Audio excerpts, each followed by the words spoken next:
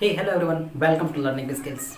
In this video, we will further proceed with electrostatics. In the last video, we have come across the Coulomb's law. What was saying Coulomb's law? Coulomb's law was saying that if two charges are present in a space at a distance of r, तो इसके बीच में force कितना लगेगा. तब charges किसी r distance पे किसी भी मीडियम में प्रेजेंट है तो फोर्स कितना लगता है वो उसका एक्सप्रेशन कूलम्स लॉ ने दिया था. तो देखते हैं कितना लगता है. तो मान लेते हैं एक चार्ज Q1 है यहाँ पे और एक चार्ज Q2 है, किसी मीडियम में है जिसका डाइलेक्ट्रिक कांस्टेंट K है. इसके बीच की जो डिस्टेंस है वो गिवन है हमारा r गिवन है. तो फोर्स कितना लगेगा. तो ये जो फोर्स होगा वो होगा 1/4 pi epsilon not Q1 Q2 by r square. ये तो वैक्यूम में लगेगा लेकिन मीडियम में रखने पर K टाइम्स और कम हो जाता है. तो ये होता है force in the medium. Force in medium होगा इतना. यहाँ पे 1/4 pi epsilon not 1/4 pi epsilon not की जो वैल्यू होती है वो 9 × 10⁹ न्यूटन मीटर स्क्वायर पर कूलम्ब स्क्वायर होती है. तो कैलकुलेशन में जब भी हमको क्वेश्चंस गिवन रहेगा तो इसके जगह पे हम ये न्यूमेरिकल वैल्यू पुट कर सकते हैं. यहाँ से अगर 4 और पाई की वैल्यू 3.14 पुट करेंगे तो एप्सिलॉन नॉट की वैल्यू आ जाएगी 8.85 10⁻⁻12 कूलम्ब स्क्वायर पर न्यूटन मीटर स्क्वायर.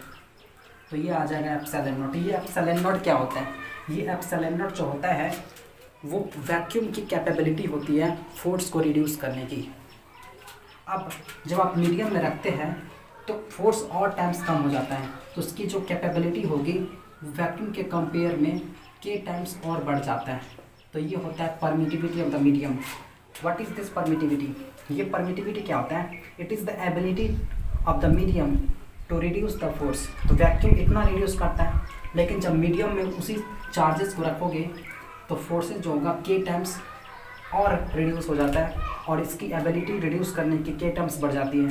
तो जो इलेक्ट्रिक कांस्टेंट होता है that is permittivity in the medium divided by permittivity in the free space.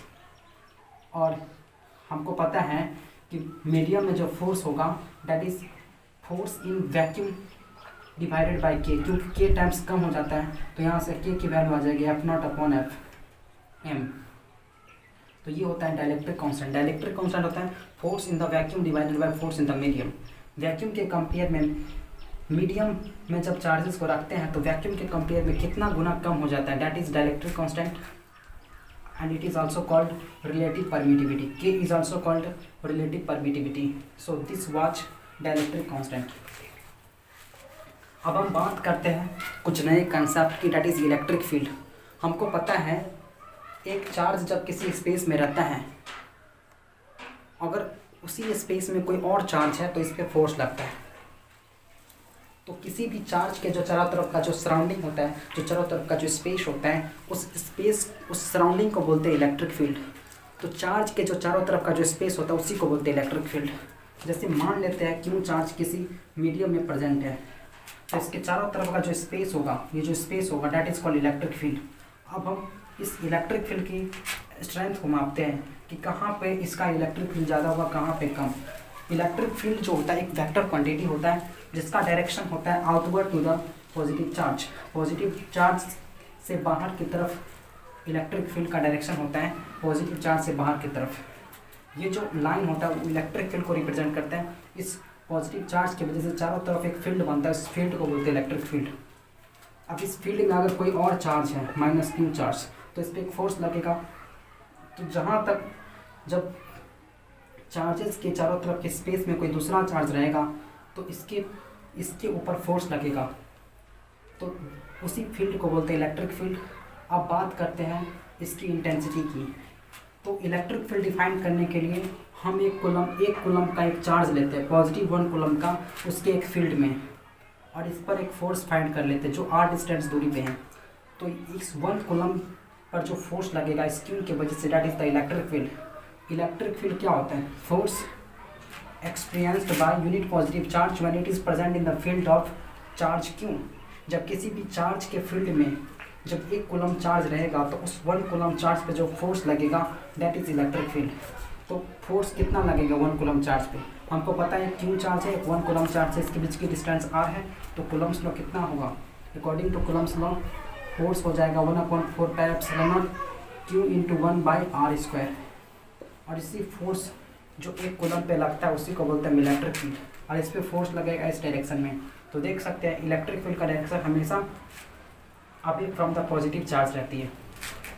तो ये रहा इलेक्ट्रिक फील्ड। तो इलेक्ट्रिक फील्ड क्या होता है, इलेक्ट्रिक फील्ड होता है force experienced by unit positive charge that is 1/4 pi epsilon not q/r²। ये होता है इलेक्ट्रिक फील्ड। ये हमेशा पॉजिटिव चार्ज से अभी होता है और नेगेटिव चार्ज की तरफ होता है। तो अगर कोई नेगेटिव चार्ज पार्टिकल है तो इसका जो इलेक्ट्रिक फील्ड होगा वो इसी डायरेक्शन में होगा, इसके तरफ होगा। ओके, नेगेटिव चार्ज के डायरेक्शन में होती है। अब हमको पता है electric field unit positive charge पे जो फोर्स लगता है उसी को बोलते हैं। तो अगर एक क्यू चार्ज रखा हुआ है यहाँ पे और दूसरा क्यू चार्ज इसके फील्ड में रखा हुआ है, तो हमको अगर फोर्स फाइंड करना है इस पर कितना लगेगा, तो फोर्स कितना लगेगा, 1 कूलम चार्ज पे कितना फोर्स लगता है, ई लगता है। 1 कूलम अगर चार्ज रहेगा किसी भी फील्ड में तो इलेक्ट्रिक फील्ड इतना फोर्स लगेगा। तो 1 कूलम पे ई फोर्स लगता है, तो क्यू फोर्स पर क्यू जब चार्ज रहेगा तो कितना फोर्स लगेगा, ई इंटू क्यू, क्योंकि 1 कूलम जब चार्ज रहेगा तो फोर्स ई लगता है। तो जब हम क्यू कूलम चार्ज किसी फील्ड में रखेंगे तो फोर्स कितना लगेगा, ई इंटू क्यू। तो फोर्स का जो फॉर्मूला आ जाता है वो होता है क्यू इंटू ई, इलेक्ट्रिक फील्ड इंटू चार्ज। हम बात करेंगे इलेक्ट्रिक फील्ड की कैलकुलेशन को, कि इलेक्ट्रिक फील्ड का कैलकुलेशन कैसे कर सकते हैं जब चार्जेस अलग अलग तरह से रहेगा। जैसे एक बॉडी है चार्ज बॉडी, उसकी वजह से इलेक्ट्रिक फील्ड कितना होगा। कोई लीनियरली एक रॉड है उसके ऊपर चार्ज रखा है, इसकी वजह से इलेक्ट्रिक फील्ड क्या होगा। एक स्फीयर में चार्ज रखा है, इसकी वजह से इलेक्ट्रिक फील्ड क्या होगा। तो उसको सीखने के लिए सबसे पहले आ जाते हैं डिस्ट्रीब्यूशन ऑफ चार्ज को पढ़ते हैं। तो क्या होता है डिस्ट्रीब्यूशन ऑफ चार्ज। जैसे हमारे पास कुछ चार्जेस हैं, मान लेते हैं हमारे पास क्यू चार्जेस हैं। इस क्यू चार्ज को हम क्या किस तरह से डिस्ट्रीब्यूट कर सकते हैं, या तो एक रॉड के ऊपर हम इसके रॉड के ऊपर रख सकते हैं इस क्यू चार्ज को। तो जब रॉड के ऊपर जब रखेंगे तो ये होता है linear distribution, this is linear distribution. जब इसको हम किसी सरफेस के ऊपर रख देंगे तो ये होता है सरफेस डिस्ट्रीब्यूशन, क्योंकि हम इसको सरफेस पे। और जब इसको किसी क्यूब के अंदर किसी भी बॉडी के अंदर वॉल्यूम में रख देंगे तो ये होता है वॉल्यूम चार्ज डिस्ट्रीब्यूशन, क्योंकि हम वॉल्यूम में रख रहे हैं। तो इसके लिए जो होता है term that is lambda. Lambda क्या होता है, यूनिट लेंथ में जो चार्ज होता है that is linear charge density. तो जब भी चार्ज किसी लीनियर रॉड पे प्रेजेंट रहेगा तो हम चार्ज यूनिट लेंथ में फाइंड करते हैं, और यूनिट लेंथ में जो चार्ज होगा that is lambda. Lambda is what, charge linear charge density, that is charge present on the rod in unit length, that is 1 metre length. 1 metre length पे जो charge होगा, इस वायर की जो 1 metre length पर जो charge होगा that is lambda, linear charge density. इसी तरह से sigma, charge in unit area, 1 metre square area पे जो चार्ज रहेगा that is sigma, that is surface charge density. And this is volume charge density, that is charge present in unit volume, that is 1 metre cubic volume में जो charge रहेगा that is called rho, that is volume charge density. अब अलग अलग distribution की वजह से हम इलेक्ट्रिक फील्ड की कैलकुलेशन करते हैं। जैसे अगर कोई पॉइंट चार्ज है, पॉइंट चार्ज, तो पॉइंट चार्ज क्या होता है, एक चार्ज है बस एक स्पेस में एक पॉइंट की तरफ, इसकी वजह से इलेक्ट्रिक फील्ड कितना होता है किसी r डिस्टेंस दूर पर। ये जो इलेक्ट्रिक फील्ड होता है इसके q/r², K is 1/4 pi epsilon not, r² के इन्वर्सली प्रोपोर्शनल होता है। अगर इसका हम ग्राफ बनाए इलेक्ट्रिक फील्ड वर्सेस r का, तो देखिए जैसे जैसे r बढ़ेगा वैसे वैसे इलेक्ट्रिक फील्ड कम, क्योंकि r इन्वर्सली प्रोपोर्शनल। तो इस तरह से इसका ग्राफ होगा, r जैसे जैसे बढ़ेगा इलेक्ट्रिक फील्ड वैसे ही कम होता जाएगा। तो ये होता है ड्यू टू पॉइंट चार्ज। अब अगर कुछ चार्ज को हमने एक रिंग के ऊपर प्लेस कर दे, एक रिंग के ऊपर हमने क्यू चार्ज को रिंग के ऊपर यूनिफॉर्मली डिस्ट्रीब्यूट कर दिया है। अब इस रिंग के वजह से हमको इलेक्ट्रिक फील्ड फाइंड करना है। रिंग के वजह से किसी एक्सिस के एक पॉइंट पे जो कि x डिस्टेंस दूर पे है, सेंटर से x दूरी पे है, इसका जो रेडियस है that is given to r। जैसे एक रिंग है, रिंग का एक सेंटर होगा, इस सेंटर से जो लाइन पास करेगा उस लाइन के हर एक पॉइंट पे हमको इलेक्ट्रिक फील्ड फाइंड करना है। तो देखिए यहाँ पे अलग अलग चार्ज है, सब चार्ज का यहाँ पे जो चार्ज होगा इसका इलेक्ट्रिक फील्ड इधर होगा, यहाँ पे जो चार्ज होगा उसका इलेक्ट्रिक फील्ड इधर होगा, यहाँ पे जो चार्ज होगा इसका इलेक्ट्रिक फील्ड इधर होगा, यहाँ पे जो चार्ज होगा इसका इलेक्ट्रिक फील्ड इधर होगा। तो सभी का इलेक्ट्रिक फील्ड अलग अलग डायरेक्शन में है, तो हम डायरेक्टली नहीं कैलकुलेट कर सकते क्योंकि इलेक्ट्रिक फील्ड एक वेक्टर क्वांटिटी होती है। तो डायरेक्टली ऐड करना सबको सिंपल स्केलर एडिशन नहीं हो सकता, ये सब एंगल काफ़ी कॉम्प्लिकेटेड होगा, तो हम इसको सिमेट्रिकल सॉल्व करते हैं। जैसे देखते हैं फिर से, ये एक रिंग है, ये एक्सिस है, ये एक्सिस डिस्टेंस दूरी पर हमको इस पर पॉजिटिव चार्ज डिस्ट्रीब्यूटेड है हर जगह से यूनिफॉर्मली डिस्ट्रीब्यूटेड, क्यों चार्ज को हमने यूनिफॉर्मली डिस्ट्रीब्यूट कर दिया। इसका रेडियस आर है, हमको यहाँ पे इस रिंग के वजह से ये एक रिंग है, इसके सेंटर से एक लाइन पास करता है, उसके हर एक पॉइंट पे इलेक्ट्रिक फील्ड फाइंड करना है। अब देखिए हम क्या करते हैं, यहाँ पे एक डीक्यू चार्ज ले लेते हैं, इस डीक्यू चार्ज की वजह से इलेक्ट्रिक फील्ड इस डायरेक्शन में होगा, ये मान लेते हैं थीटा एंगल, तो ये थीटा होगा, ये डी है, डीक्यू चार्ज की वजह से जो इलेक्ट्रिक फील्ड डी ये होगा डी कॉस थीटा, इसको दो कंपोनेंट में डिवाइड कर दिया है, और ये जो होगा ये होगा डी साइन थीटा। अब देखिए जिस तरह से इस लाइन के ऊपर में एक सर्कुलर पार्ट है, इस नीचे भी एक उसी टाइप का एक सर्कुलर पार्ट है, सिमेट्रिक है दोनों इस पॉइंट के अबाउट, तो यहाँ भी एक डीक्यू चार्ज होगा इसी तरह से, जो इलेक्ट्रिक फील्ड इस डायरेक्शन में, इसका एक परपेंडिकुलर एक इधर हुआ। तो परपेंडिकुलर जो बाइसेक्टर होगा, परपेंडिकुलर जो कंपोनेंट है वो एक दूसरे के अलग अलग डायरेक्शन में है, अपोजिट डायरेक्शन में है, यहाँ पे देख सकते हैं, और दोनों इक्वल मैग्नीट्यूड होगा। तो ये जो नॉर्मल कंपोनेंट होगा कैंसिल हो जाएगा, नेट इलेक्ट्रिक फील्ड हमारा इसी डायरेक्शन में रहेगा। तो जो नेट इलेक्ट्रिक फील्ड होगा net date will be integration of D cos theta, D cos theta का इंटीग्रेशन होगा। अब इसको फाइंड करेंगे हम, डी हम फाइंड कर सकते हैं 1/4 D Q by this distance का स्क्वायर, डी फाइंड कर सकते हैं। इसको जब आप फाइंड करेंगे तो ई नेट जो आ जाएगा that will come to 1/4 pi epsilon naught Q by Q X by R square plus X square का पावर 3/2, ये आ जाएगा इलेक्ट्रिक फील्ड। तो electric field due to circular ring किसी एक्स डिस्टेंस पे सेंटर से एक्स दूरी पर जो होगा इलेक्ट्रिक फील्ड ये होगा, that is Q X by this quantity. इसको फिर से राइट कर लेते हैं, जो इलेक्ट्रिक फील्ड होगा that is 1/4 pi epsilon naught Q X by R square plus X square का पावर 3/2। तो ये जो रिंग होगा इसके एक्सिस पे एक्स डिस्टेंस दूरी पे इस तरह से इलेक्ट्रिक फील्ड वैरी करेगा। अब देखिए जब x 0 होगा तो इलेक्ट्रिक फील्ड 0, x 0 मतलब क्या होगा, सेंटर पे आ गया, और हमको पता है सेंटर पे इलेक्ट्रिक फील्ड कितना होगा। देखिए जहाँ भी हमको इलेक्ट्रिक फील्ड फाइंड करना होता है उस पॉइंट पे हम 1 कूलम चार्ज मान लेते हैं। तो यहाँ पे हमको इलेक्ट्रिक फील्ड फाइंड करना है सेंटर पे, चारों तरफ ये जो चार्ज होगा इस डायरेक्शन में बनाएगा इलेक्ट्रिक फील्ड, इस डायरेक्शन में, यहाँ पे इस डायरेक्शन में, इस तरह से पूरा नेट जो करेंगे तो कैंसिल हो जाएगा और ई आ जाएगा 0। तो इलेक्ट्रिक फील्ड का सेंटर यहाँ से 0 होगा। अब हमको इसका ग्राफ बनाना है, तो इलेक्ट्रिक फील्ड वर्सेस एक्स पे जब ग्राफ बनाते हैं तो ये ग्राफ कुछ इस टाइप का रहता है,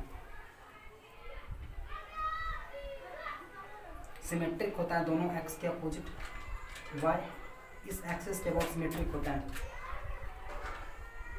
इस तरह से। ये जो ग्राफ होता है वो इस टाइप से होता है।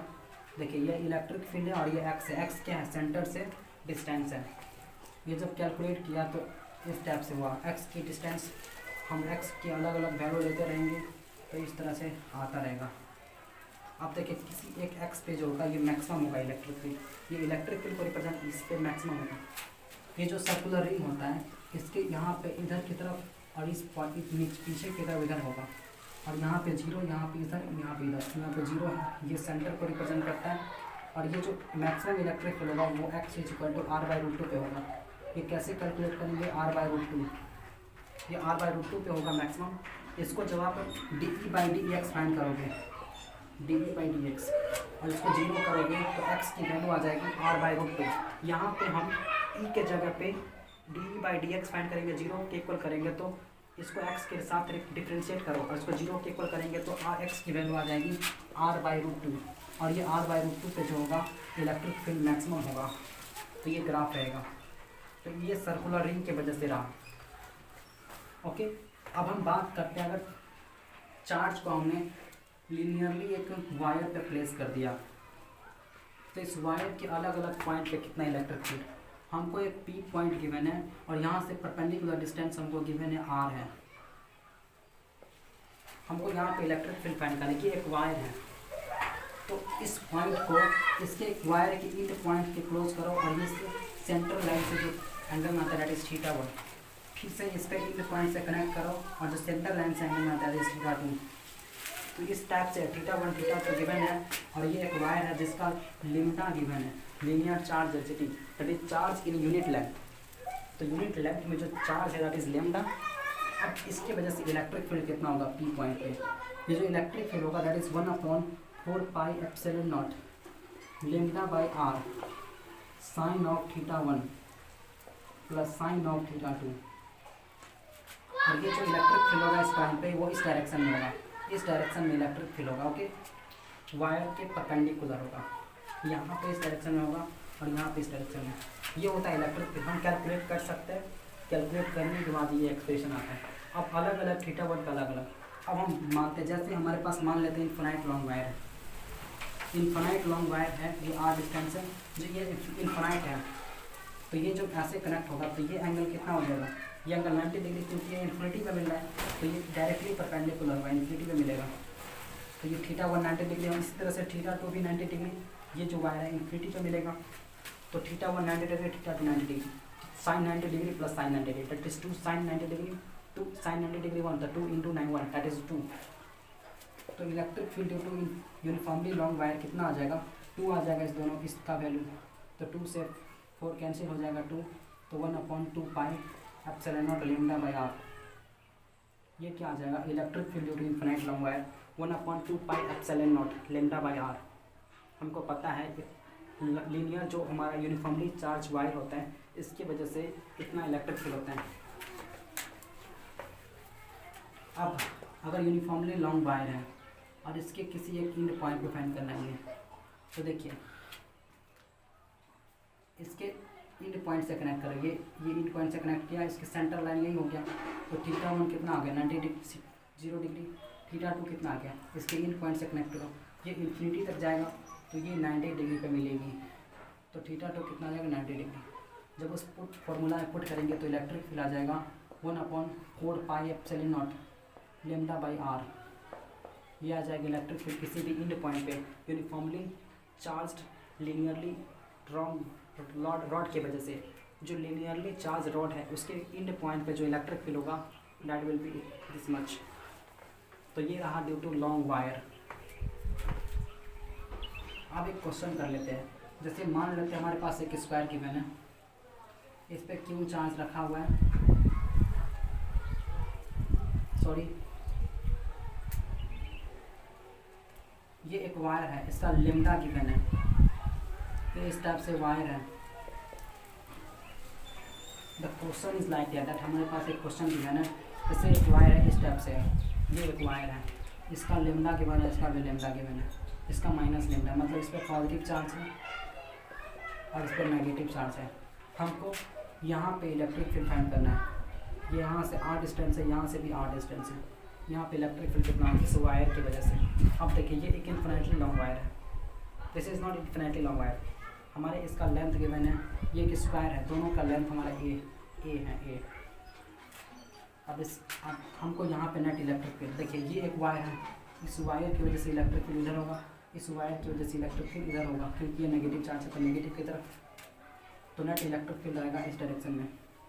अब देखिए दोनों लैम्डा है, दोनों का डिस्टेंस आर है, तो जितना इसका होगा इलेक्ट्रिक फील्ड इस पॉइंट पे उतना ही, तो ये और ये इलेक्ट्रिक फील्ड दोनों सेम होगा। मान लेते हैं ये ई है, अब ई कैलकुलेट करते हैं, देखिए इसकी वजह से ये इसके सेंट्रल पॉइंट पे है, ये आर डिस्टेंस पे, ये एक स्क्वायर की तरफ है, स्क्वायर की तरफ, तो ये 45 डिग्री होगा।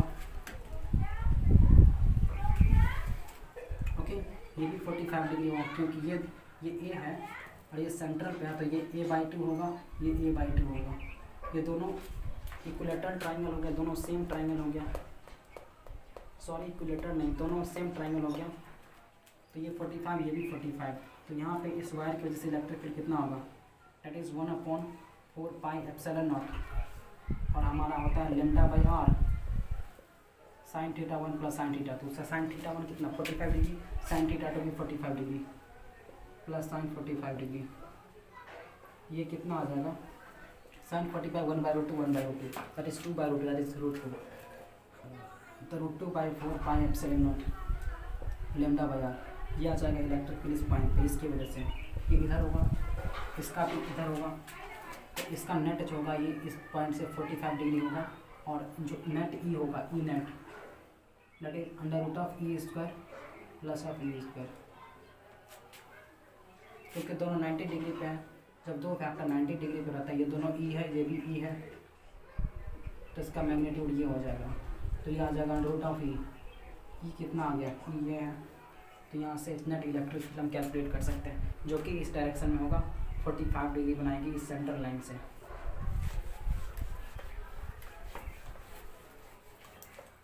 अब जैसे हमारे पास एक स्क्वायर गिवन है, ये एक क्यू चार्ज है, यहाँ पे क्यू चार्ज है, यहाँ पे माइनस क्यू चार्ज है, और यहाँ पे क्यू चार्ज है, ये एक स्क्वायर है, हमको एक लाइट पॉइंट गिवन है, यहाँ पे एक पॉइंट गिवन है, जैसे ये एक स्क्वायर है, इसके ऊपर एक ए डिस्टेंस पे जो होगा, ए डिस्टेंस पे हमको क्यू चार्ज, यहाँ पे क्यू चार्ज रखा हुआ है, इस पर कितना फोर्स लगेगा वो हमको फाइंड करना है।